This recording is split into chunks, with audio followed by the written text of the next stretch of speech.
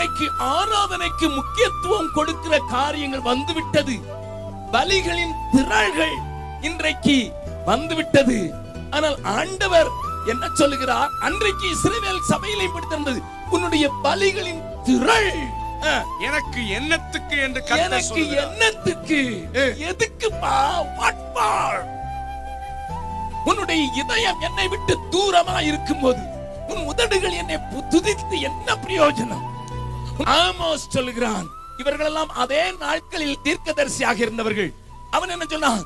தேவாலய பாடல்கள் அலறுதலாய் மாறிற்று. Singer, but there was no spiritual worship.